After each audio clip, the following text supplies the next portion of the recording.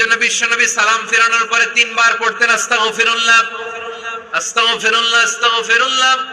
এরপরে বিশ্বনবী পড়তেন আল্লাহুম্মা আনতাস সালাম ওয়া মিনকাস সালাম তাবারাকতা রাব্বানা ইয়া যাল জালালি ওয়াল ইকরাম।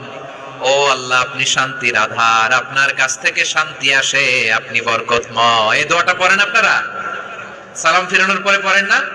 পড়বেন আজকে থেকে। আল্লাহুম্মা আনতাস সালাম ওয়া মিনকাস সালাম তাবারাকতা ইয়া যাল জালালি ওয়াল ইকরাম। আবার জান্নাতের আরেকটা নাম হচ্ছে দারুস সালাম, মানে শান্তির ঘর। জান্নাতের আরেকটা নাম কি? দারুস সালাম। ওই দারুস সালামে আমরা যেতে চাই কি চাই না? আমরা ওই জান্নাতের অধিবাসী হতে চাই কি চাই না? এই বারোয়াখালীর ঐতিহাসিক তাফসীরুল কোরআনের ময়দানে আমরা যেমনি একত্রিত হলাম, আল্লাহর জান্নাতেও যেন আমরা এভাবে একত্রিত হতে পারি। আল্লাহ তুমি কবুল করো। আওয়াজ করে পড়েন আমিন। সালামের পরে আল্লাহ বললেন আল মুমিন